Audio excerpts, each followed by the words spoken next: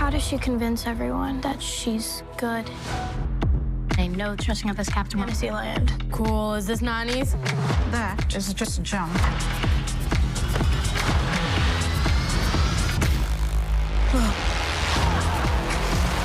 What does it feel like? Like an idea come to life.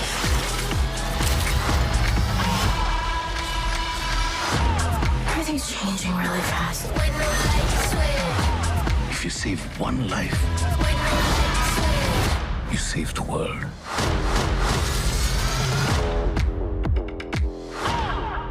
Are you sure that we can keep that on? To no mind. It's a lawsuit. Great. That'll make Captain Marvel in court. It won't be the first case in the American judiciary to hug it out.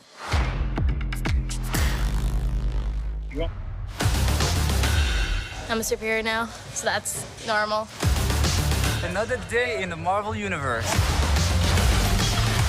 Kamala Khan is this passionate, creative high school kid. She's going through all those awkward, cringeworthy moments. Family drama, boy trouble, school problems. Are you following? Yes, keep going. And also, she's like a huge fan. A huge fan. Big fan. Such a fan. She is a fan of Captain Marvel. Iman Vellani. That girl is Kamala Khan. Kamala Khan discovers that she has the superpowers. She can manifest light.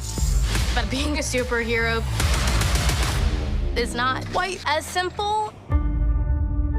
Kamala's biggest conflict is with herself. Maybe they're right. It's not really the brown girls from Jersey City who save the world. I wish that you would just focus on your story. You're Kamala Khan. You want to save the world, then you're going to save the world. Do you even know what you are? I'm a superhero.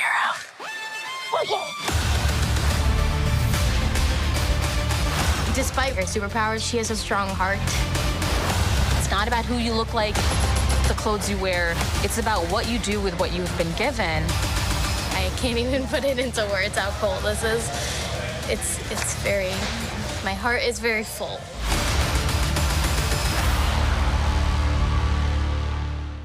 Welcome back, everyone. This will be my brand new Miss Marvel trailer video. There's a whole bunch of Easter eggs here for everything that's going on in this part of the timeline. Doctor Strange Multiverse of Madness, Thor Love and Thunder, Avengers Endgame, obviously, because everything is calling back to Avengers Endgame and everything that the Avengers have been doing so far. There was also a lot of funny Iron Man stuff that they talked about when they were talking about these episodes, so I'll break that down too. If you're brand new to the channel, be sure to subscribe to get all the episodes. I will be doing videos for all the episodes. The big reminder too is that this series is going to overlap with the Obi-Wan Kenobi episodes for a couple weeks, so what'll probably wind up happening is that I'll post my Obi-Wan Kenobi episodes first in the morning and then post my Miss Marvel episode later in the afternoon. There's only going to be a couple weeks of overlap, so it won't be that big a deal. But one of the big things that they talk about during this is how she's meant to be this fan of Captain Marvel, but the funny thing that the actress Iman Vellani talked about is that she was actually in real life this huge Iron Man stan. So anytime something really big would happen to her while they were working on the series, like when she was cast, when she was working on the first couple of episodes, she would go back and rewatch the original Iron Man film, because in real life, it's like her favorite movie that she just goes back and rewatches all the time. Solid plan there, because the original Iron Man movie is one of the best movies that Marvel has ever made. But the funny thing that they said is when they started working on actual episodes, she kept trying to work in Iron Man references to all the actual scenes that she was shooting. Because if you think about it, in reality, Iron Man is such a huge celebrity because of what happened during Avengers Endgame and him sacrificing himself wielding the Infinity Gauntlet. Within the context of the universe, around the world, it was such a huge moment. People would just be talking about Iron Man all the time for years and years and years. The legend of Iron Man. So just like in real life, her character that she's playing would also be this huge Iron Man stan. But they said the funny thing is that when they were shooting the first couple of episodes, one of the notes from Kevin Feige is he was watching all the dailies and the footage that they were filming. MCU, Captain Marvel, has only spent like a couple of minutes on Earth, tops, while she's been actual Captain Marvel. I'm so sorry. I have to deal with this. You can get my number from Bruce. It was so nice to meet you. Yeah, I don't have her number. She does this a lot. So if you really think about it, most people wouldn't really know who Captain Marvel is. Like, who? Who are you talking about? That one person who was here for a couple minutes? I guess she was pretty cool. She kind of helped out. Like, she was back on Earth in the 90s, but right after she figured out how her powers work, she spent the vast majority of her time in Kree Skrull space over the years trying to get them to chill out on the Kree Skrull War, which had been going on for like the last 100 years.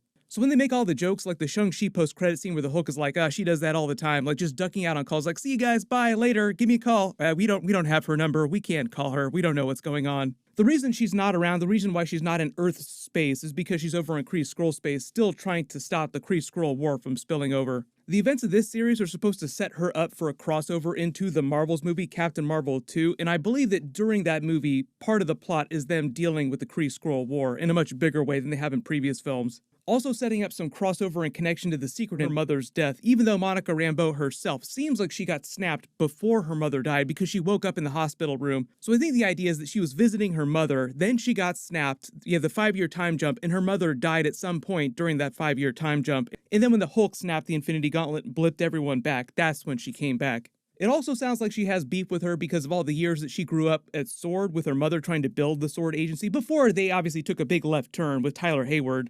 But like you have all these big conflicts, all these big wars that they could have used Captain Marvel for, so it sounds like they'll address that at some point during the Marvels movie. And the cool connection to Doctor Strange 2 is that in that 838 universe version of the Illuminati, her mother, Maria Rambeau, had become a version of Captain Marvel in that universe.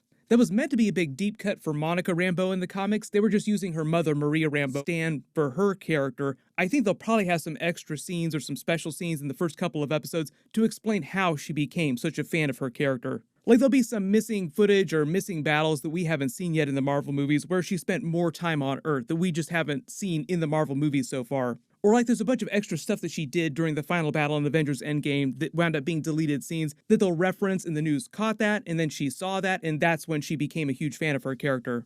A lot of you are also picking up Spider-Man Homecoming vibes from the series and the trailers. That's basically how they're treating her character. They're going with a very Spider-Man Homecoming kind of approach to her character. Following her through high school as she figures out her powers, like season 1 is her basically figuring out the negabands and how these powers work. Then she'll cross over into the movies like Captain Marvel 2, the Marvels movie, maybe a couple other things. They might do a season 2, and then eventually they'll spin up for like Young Avengers stuff because they're setting up Young Avengers with a bunch of the other characters from the team in the comics.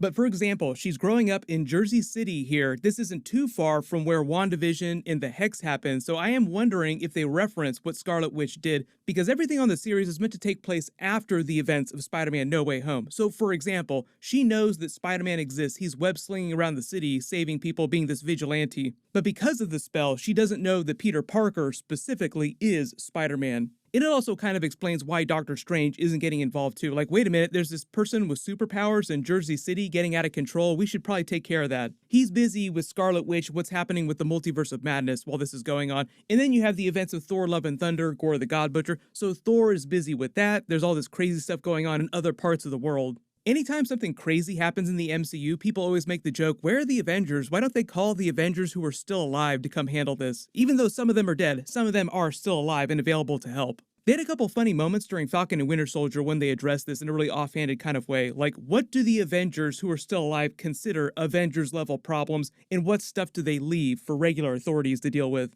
And usually the only time they view it as an Avengers-level problem when like they actually would come together is if someone on the level of Thanos showed up, or if someone like, say, Scarlet Witch went completely off the rails. That's when the Avengers, like Doctor Strange, would get involved. Talked about in my previous Miss Marvel videos. Just write them below in the comments, or if you have any questions